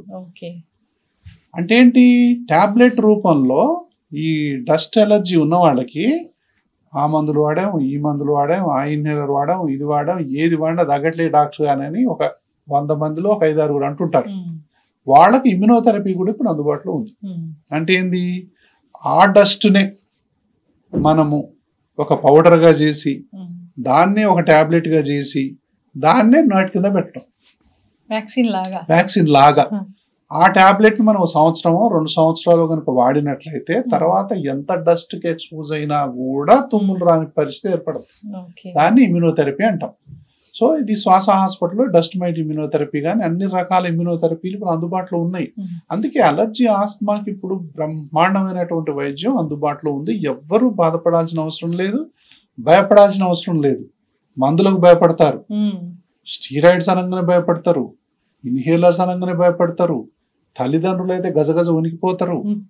దాని తర్వాత ఇట్లా ఎవరికి అవసరం లేదండి, అంత మంచి వైద్యం ఉంది. డాక్టర్ గారు అట్లా ఫుల్లీ ట్రీట్ అయిన తర్వాత అది అట్లా ఉంటదా? మళ్ళీ ఇదొకటి, ఇప్పుడు ఏంది ఒకసారి ఇట్లా అయిపోయింది మరి మాటి మళ్ళీ నేను హాస్పిటల్కి రావాలండి అంటారు. ఒకసారి ఇట్లా అయితే మనం ఇట్లా ఉన్న వాటిని ఇట్లా చేసిన తర్వాత ఒక్కసారి కనుక ఇట్లా అయ్యి జీవితాంతం ఇట్లా ఉంటే అసలు అలర్జీ ఆస్మా అంటే భయం ఎందుకు ఉంటుంది ఎవరికైనా? ఇది కంట్రోలబుల్ డిసీజ్ అంటాం, ఇట్ ఇస్ నాట్ క్యూర్. ఒకసారి ఇట్లా చేస్తే ఇట్నే ఉండదు. బీపీ వచ్చింది, ఒక వారం రోజులు 10 రోజులు వాడాము, మళ్ళీ జీవితంలో బీపీ రాదు అంటే ఎంత ఆనందంగా ఉంటుంది. మేనేజ్ చేసుకుంటుండాలి అంటే క్యూర్ అయినట్టే కదా. కానీ బీపీ క్యూర్ ఏం లేదు. షుగర్ ఉంది, వారం రోజులు 10 రోజులు వాడాము, ఇంకా అసలు జీవితంలో మనకు అది రాదు అనేటట్టు ఉంటే దాని గురించి భయం ఏముంటది. అంటే లైఫ్ స్టైల్ డిసీజెస్ అంటాం. కొన్ని ఇప్పుడు డయాబెటీస్ రివర్సల్ కేసులు వస్తున్నాయి, బీపీని కూడా రివర్స్ చేసేటటువంటిది ఉంటది. ఎప్పుడు దానికి సరి అయినటువంటి కారణాన్ని మనం కనిపెట్టి తాళానికి దగ్గర తాళం చెవిలాగా కరెక్ట్ వైద్యం కనుక చేయగలిగితే అది రివర్స్ అయ్యేటటువంటి అవకాశాలు ఉంటాయి. అయితే ఎప్పుడు చూసినా కూడా అంటే ఏంటి, జీన్స్ ఒకటి, తల్లిదండ్రుల నుంచి వచ్చే జీన్స్ ఒకటేమో ట్రిగ్గర్స్. ఇది జీన్స్, ఇది ట్రిగ్గర్. ఇప్పుడు ఏం చేస్తున్నాం, ఈ రెండింటి మధ్యలో ఒకటి మనం మెడిసిన్ పెడుతున్నాం కాబట్టి ఇలా ఉంటాయి. ఈ మెడిసిన్ తీసేయగానే మళ్ళీ 2 కలుస్తాయి. ఎప్పుడైతే మళ్ళీ 2 కలుస్తాయో మళ్ళా ఇవి మళ్ళీ మూసుకుంటాయి, మళ్ళీ మూసుకుంటాయి. కాబట్టి మళ్ళీ పెట్టాలి. అలా కాకుండా ఇప్పుడు ఇమ్యునోథెరపీ అనేది వస్తుంది కొంతమందిలో. అదే నేను మీకు ఇప్పుడు చెప్పాను. ఆ ఇమ్యునోథెరపీని వాడటం వల్ల అంటే డిసీజ్ మోడిఫికేషన్ ట్రీట్మెంట్ అంటాం, అది మోడిఫై అయిపోతుంది. కాబట్టి ఇలాంటి ట్రీట్మెంట్స్ తీసుకోవటం వల్ల అలర్జీ కానీ ఆస్తమా కానీ కంట్రోల్కి వస్తుంది. తద్వారా గురక కూడా కంట్రోల్కి వస్తుంది, తద్వారా బీపీ కూడా కంట్రోల్కి వస్తుంది, తద్వారా డయాబెటీస్ కంట్రోల్కి వస్తుంది, హార్ట్ ప్రాబ్లమ్స్ కూడా కంట్రోల్కి వస్తాయి, హార్ట్ అటాక్స్ను కూడా మనం తగ్గించవచ్చు. అంటే ఎప్పుడైతే బ్రీదింగ్ సిస్టమ్ని మనం కరెక్ట్ చేస్తామో హార్ట్ అటాక్స్ను కూడా మనం ప్రివెంట్ చేయొచ్చు అనేటటువంటి విషయాన్ని ప్రతి ఒక్కళ్ళు తెలుసుకోవాలి. అంటే ఎప్పుడైతే బ్రీత్ అనేది ఫ్రీ ఉంటుందో బ్రీత్కి తర్వాత బ్లడ్ ప్రెషర్కి లింక్ ఉంది, బ్రీత్కి తర్వాత షుగర్కు లింక్ ఉంది, బ్రీత్కి ఒబేసిటీకి లింక్ ఉంది. అంటే బ్రీత్కి లింక్ లేనిది ఏముంది? ఇంకా బ్రీత్ అన్నిటికీ లింక్ ఉంది. అందుకనే ఈ యొక్క బ్రీత్కు ఎక్కడా మనం అడ్డంకి లేకుండా చూసుకోవాలి.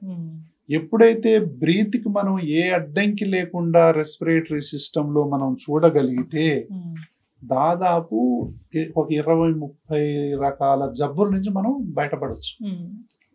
కాబట్టి దీన్ని ఇలాగే పెట్టి ఈ వీటిని ఏది కరెక్ట్ చేయకుండా ముక్కులో బ్లాక్ అలాగే ఉంటుంది, టాన్సిల్స్ అలాగే ఉంటాయి, ఎడినైట్స్ అలాగే ఉంటుంది, సైనస్ అలాగే ఉంటుంది, గురక అలాగే ఉంటుంది, ఒబేసిటీ అలాగే ఉంటుంది, అతి నిద్ర అలాగే ఉంటుంది. మనం బీపీని కంట్రోల్ చేయలేం, మనం షుగర్ కంట్రోల్ చేయలేం, మనం హార్ట్ అటాక్స్ని కూడా ప్రివెంట్ చేయలేం, హార్ట్ ఫెయిల్యూర్స్ని కూడా మనం ప్రివెంట్ చేయలేం, తర్వాత ఒబేసిటీని కూడా మనం కంట్రోల్ చేయలేం, తర్వాత దానివల్ల వచ్చే హార్మోనల్ డిస్టర్బెన్స్ని కూడా మనం కంట్రోల్ చేయలేం. అంటే దేన్ని కూడా కంట్రోల్ చేయలేం. సో బ్రీత్ అనేది చాలా చాలా ఇంపార్టెంట్. ఎప్పుడైతే క్లీన్ బ్రీత్, క్లియర్ ఎయిర్వేస్ ఉంటాయో చాలా జబ్బులకు నివారణ అనేది ఆటోమేటిక్గా చూడొచ్చు మనం. చక్కగా చెప్పారు డాక్టర్ గారు. మీ దగ్గరకు ఒక గురక పేషెంట్ వస్తే వాళ్ళకి అసలు ఏది ట్రిగ్గర్ చేసింది, ఏది కారణమైంది, రూట్ కాజ్ ఏంటి, దానికి ఇమ్యూనోథెరపీ ఇస్తారు. మనము దాన్ని మెయింటైన్ చేసుకుంటూ ఉండాలి. వ్యాక్సిన్స్ తీసుకోవాలి. సో డాక్టర్ ఏం చెప్తే ఫాలో అప్ ఖచ్చితంగా కరెక్ట్ గా గనక మనం చేసుకున్నట్లయితే కరెక్ట్ డయాగ్నోజ్ చేయాలి, కరెక్ట్ ట్రిగ్గర్స్ ఏంటో తెలుసుకోవాలి. ఏ ట్రిగ్గర్ ఉందో ఆ ట్రిగ్గర్ ని మనం అవాయిడ్ చేయాలిగా. ఇండోర్ అంతా పొల్యూషన్ పెట్టుకొని మనం ఈ విధంగా కావద్దు అంటే కాకుండా ఉంటాయా? పొగలు పెడతాం, తర్వాత పర్ఫ్యూమ్స్ వాడతాం, స్మోకింగ్ ఇంట్లోనే చేస్తాం, ఇంట్లో అన్ని రకాల కెమికల్స్ ఉంటాయి, అన్ని కూడా మూసేవే. Any smoke is poison for the lungs, any smell is a poison for the lungs, any dust or powder is equal to poison for the lungs. కాబట్టి ఏ స్మోక్ ఉన్నా, ఏ స్మెల్ ఉన్నా, ఏ డస్ట్ ఉన్నా, ఏ పౌడర్ ఉన్నా వాటిని మనం సాధ్యమైనంత వరకు ఇండోర్లో ఉండకుండా చూసుకోవాలి. ఇంట్లో మనం లివింగ్ ప్లేసుల్లో ఉండకూడదు. బాల్కనీలో పెట్టుకోండి. ఏదైనా ఉంటే అగరబత్తి ఉంది, బాల్కనీలో పెట్టుకోండి. ఒక మంచి తులసి చెట్టు పెట్టుకొని అక్కడ పూజ చేసుకోండి. కానీ ఇంట్లో 5-10 అగరబత్తీలు వెలిగించారనుకోండి, అదంతా మనమే పీలవాల్సి వస్తుంది. కాబట్టి దానివల్ల ఇబ్బందులు వస్తాయి. చిన్నపిల్లలకు సాంబ్రాణి పొగలు వేయకండి, విపరీతమైనటువంటి పర్ఫ్యూమ్స్ బాడీని నింపకండి. మీకు పడటమే కాకుండా పక్కోళ్ళకు కూడా వాంతులు వచ్చే పరిస్థితి ఉంటుంది పర్ఫ్యూమ్స్ వల్ల. చాలా మందికి కాస్మెటిక్స్ వల్ల కూడా ఎన్నో రకాలైనటువంటి ఎలర్జీలకు దారి తీస్తుంది. కాబట్టి ఇవన్నీ గనక మనం తర్వాత కుక్క పిల్లలు, పిల్లి పిల్లలు, చిలకలు, పావురాల వల్ల కూడా ఎంత ప్రమాదమో. సో వీటన్నింటి వల్ల కూడా మన యొక్క ఊపిరితిత్తుల ఆరోగ్యం అనేది శరవేగంగా తగ్గిపోతుంది. కాబట్టి అన్ని పొల్యూషన్స్తో పాటు వాటర్ పొల్యూషను, ఇటు ఎయిర్ పొల్యూషను, ఇటు సౌండ్ పొల్యూషను, ఇటు ప్లాస్టిక్ పొల్యూషను, ఇటు ఎర్త్ పొల్యూషన్, ఈ పొల్యూషన్ల మధ్య మన ఆరోగ్యం మంచిగా ఎట్లా ఉంటుంది? కాబట్టి మనం ఈ పొల్యూషన్లని కంట్రోల్ చేయడం కోసమే శ్వాస ఫౌండేషన్ అనే దాని ద్వారా మేము అవేర్నెస్ ప్రోగ్రామ్స్ అనేవి అందరికీ గత 30 ఏళ్ల నుంచి కల్పిస్తున్నాం. కాబట్టి పొల్యూషన్ అనేది చాలా చాలా డేంజర్. అన్నిటికంటే ముఖ్యం సెల్ఫ్ పొల్యూషన్. సిగరెట్ తాగుతున్నాం, సెల్ఫ్ పొల్యూషన్ కదా, ఎంత డేంజర్ అది. తర్వాత పాన్ మసాలా గుట్కాలు క్యాన్సర్కు దారితీస్తాయి. ఆ స్మెల్ వల్ల ఆస్మా వస్తుంది. తర్వాత పర్ఫ్యూమ్స్, ఇది సెల్ఫ్ పొల్యూషనే. సో ఇలాంటి పొల్యూషన్స్ అన్ని కనుక మనం ఆపినప్పుడు, డాక్టర్ని సరి అయిన సమయంలో సంప్రదించినప్పుడు, అలర్జీ ఆస్తమాని తొలి దశలోనే మనం కంట్రోల్ చేసినప్పుడు ఈ గురకబెట్టే బాధలు, ఈ గురకబెట్టే సైడ్ ఎఫెక్ట్స్ నుంచి బయటపడవచ్చు. చక్కగా చెప్పారు డాక్టర్ గురక గురించి. వన్ ఫైనల్ క్వశ్చన్, నాకు తెలియదు అది గురకకు సంబంధించిన ఏంటి అనేది. ఎవరైనా బ్రీత్ తీసుకుంటున్నప్పుడు వాళ్ళ బ్రీత్ సౌండ్ మనకు తెలిస్తే అదేంటి? అసలు బ్రీత్ తీసుకుంటున్నట్టు తెలియదు. బ్రీత్ తీసుకుంటున్నట్టు మనకు తెలిసిందంటే మనకి ఏదో అనారోగ్యం ఉన్నట్టే లెక్క. యాక్చువల్ బ్రీత్ అనేది తెలియని ఒక అన్కాన్షియస్ ప్రాసెస్లో జరిగిపోతుంటుంది. కొంతమంది ఎవ్రీ బ్రీత్ గమనిస్తారు, అది మళ్ళీ మెడిటేషన్. మెడిటేషన్ లో ఎవ్రీ బ్రీత్ గమనించటం అంటే నువ్వు ప్రెసెంట్ మూమెంట్ లో ఉన్నావని అర్థం. That is okay. తర్వాత నీకు అది కాకుండా గాలి తీసుకోవడంలో అమ్మో ఇప్పుడు ఎట్లా తీసుకోవాలి గాలి, తీసుకున్న గాలిని ఎట్లా వదలాలి అంటే కొంతమందికి హైపర్ వెంటిలేషన్ సిండ్రోమ్ అని ఉంటుంది. వాళ్ళకి ఇక శ్వాస మీదనే ధ్యాస ఉంటుంది. ఇక అమ్మో నాకేమవుతుంది అంటా ఉంటారు. అది హైపర్ వెంటిలేషన్ సిండ్రోమ్. దీనికి వెనకాల కారణం కూడా అలర్జీ ఉండొచ్చు. కానీ దాన్ని కొంతమంది ఏంటంటే ఫంక్షనల్ డిసీజ్ అని కొట్టి పడేస్తారు. నో, ఫ్యామిలీలో ఎక్కడో ఒక చోట అలర్జీ ఉంటుంది వాళ్ళకి. సో వాళ్ళకు రీబ్రీదింగ్ మాస్క్ అని ఇస్తాము. తర్వాత anti allergy treatment, anti asthma treatment, anti anxiety treatment. వాళ్ళకు కనుక కొన్ని రకాలైనటువంటి వైద్యాలు కనుక చేసినట్లయితే, ముఖ్యంగా ఇది ఆడపిల్లలు ఎక్కువ కనపడుతుంది, చిన్నపిల్లలు ఎక్కువ కనపడుతుంది అని స్కూళ్ళల్లో అంటారు. సో వాళ్ళందరూ ఆ పిల్లల్ని తీసుకొని పరిగెత్తుకుంటూ వస్తారు. ఇట్లాంటి పిల్లల్ని ఐసీయూలో తీసి అడ్మిట్ చేసిన సందర్భాలు కూడా ఉంటాయి. అంత అవసరం లేదు, వీళ్ళు కాసేపు ఉన్న తర్వాత మళ్ళీ మంచిగా అయిపోతారు. సో ఇట్లాంటి పానిక్ అటాక్స్ అనేవి కూడా ఇందులో వస్తాయి. దీనికి మూల కారణం కూడా ఆ ఫ్యామిలీలో ఎక్కడైనా అలర్జీ ఉందా అనేది చూసుకోవాలా. వీళ్ళకి కొంతమంది సడన్ గా బ్రీత్ అవేర్నెస్ వచ్చింది అంటే వీళ్ళకి ఏదో పొల్యూషన్ కూడా అర్థం. సడన్ గా కొంతమంది చూసారా, ఎక్కడన్నా వాసన రాగానే, సిగరెట్ స్మెల్ రాగానే వాళ్ళకి ఊపిరి భారం అయింది. పర్ఫ్యూమ్ ఎక్కడన్నా రాగానే ఊపిరి భారం అయింది. తుఫాన్ లేచింది అనగానే ఊపిరి భారం అయింది. పొల్యూషన్ ఎక్కడన్నా వచ్చితే ఊపిరి భారం అయిపోతుంది. ఊపిరి భారం అయిపోతుంది అంటే ఆ గాలిలో ఏదైనా కలిసిందా అనేది ఒకటి. వీళ్లకు బ్యాక్గ్రౌండ్ లో అలర్జీ, ఆస్మా ఏమైనా ఉందా. సో ఇట్లాంటివి కనుక మనం తెలుసుకున్నట్లయితే, ఈ కొంతమంది నైట్ పూట నిద్రపోయేటప్పుడు ఒక్కసారి ఎందుకు లేస్తారో వాళ్ళకి తెలియదు, దిగ్గులు లేచి కూర్చుంటారు. అమ్మో నేను ఎందుకు లేచాను అని వాళ్ళకి తెలియదు. అసలు ఎందుకు లేచాం వాళ్ళ గుర్తు కూడా రాదు, దిగ్గులు లేస్తారు ఊపిరాడక. వాళ్ళల్లో కూడా అన్ఐడెంటిఫైడ్ అలర్జీ, ఆస్మా ఉందా లేదా తెలుసుకోవాలి. వీళ్ళు పోయి కొంతమంది హార్ట్ కు సంబంధించిన అన్ని పరీక్షలు చేయించుకుంటారు, కానీ వాళ్లకు సొల్యూషన్ అందదు. అంటే నేను చెప్పేదంటే, అలర్జీ, ఆస్మా ఒక పక్క, హార్ట్ ఒక పక్క పెట్టి చూస్తే, ఈ అలర్జీ, ఆస్తమాని మనం హార్ట్ ప్రాబ్లం అనుకో, హార్ట్ కు సంబంధించిన వైద్యం జరుగుతుంది. హార్ట్ కు సంబంధించిన జబ్బుని మనం అలర్జీ, ఆస్మాను అనుకో, దీనికి సంబంధించిన వైద్యం జరుగుతుంది. కానీ హ్యాపీగా ఉంటారు కదా. అలర్జీ, ఆస్మాకు దానికి సంబంధించిన వైద్యం జరిగితేనే హ్యాపీగా ఉంటారు. వీళ్ళకు బైపాస్ చేసినా, యాంజియోగ్రామ్ చేసినా, ఇంకే స్టెంట్ వేసినా, ఏది వేసినా వాళ్ళకు మార్పు రాకపోవచ్చు, వాళ్ళకి అలర్జీ, ఆస్మా గనక ఉంటే. కాబట్టి కొంతమంది నా ఇంటర్వ్యూ చూసిన తర్వాత, డాక్టర్ మీరు చెప్పినవన్నీ నాకు ఉన్నాయి, ఎంతకు జలుబు తగ్గదు, నాకు దగ్గు తగ్గదు, నాకు ఆయాసం తగ్గదు, నాకు మెట్లెక్కి ఆయాసం, నాకు వాతావరణం మారితే ఆయాసం, నాకు అన్ని చేసినా కానీ నేను హార్ట్ ఏమని చెప్పి టెస్ట్ చేయించుకుంటే మరి నాకు హార్ట్ కు సంబంధించిన ట్రీట్మెంట్లు అన్ని ఇచ్చారు, స్టెంటింగ్ చేశారు, కానీ నా బాధ మాత్రం పోలేదండి అంటారు కొంతమంది వచ్చి. సైకలాజికల్ మెడిసిన్ కూడా వాడుతుంటారు. అట్లాంటప్పుడు మనం మళ్ళీ సరి అయినటువంటి అలర్జీ, ఆస్మా వైద్యం చేసిన తర్వాత చాలా మంది అమ్మయ్యా ఇప్పుడు మంచిగా అయిపోయింది సార్ అంటారు. అంటే వాళ్ళల్లో రెండు కూడా ఉండొచ్చు. అంటే అలర్జీ, ఆస్మా ఉన్న వాళ్ళకు హార్ట్ ప్రాబ్లం ఉండకూడదు అని రూల్ ఏం లేదు కదా. హార్ట్ ప్రాబ్లం ఉన్న వాళ్ళకి అలర్జీ, ఆస్మా ఉండకూడదు అని రూల్ ఏం లేదు కదా. అటు ఇటు కూడా ఉండొచ్చు. అయితే దేనికి సంబంధించిన వైద్యం దానికి జరగాల్సింది. చక్కటి ఇన్ఫర్మేషన్ డాక్టర్ గారు.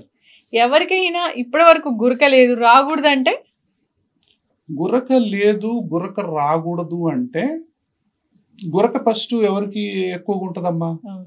ఎలర్జీ, ఆస్మా ఉన్న వాళ్ళల్లో ఎక్కువగా ఉంటది. ఒబేస్ ఎక్కువ ఉన్న వాళ్ళల్లో ఆయాసం ఉంటుంది. ఒబేసిటీ రాకుండా చూసుకోవాలా. అలర్జీ, ఆస్మా ఉంటే వెంటనే సంప్రదించి సరి అయినటువంటి వైద్యాన్ని తీసుకోవాలా. జంక్ ఫుడ్లకు దూరంగా ఉండాలా. ఎక్సర్సైజులు కంపల్సరిగా చేసుకోవాలా. చిన్న పిల్లలకు ఫుడ్ ఫోర్సింగ్ అనేది చిన్నప్పటి నుంచే తల్లిదండ్రులు గమనించాలా. ఇది చాలా ఇంపార్టెంట్.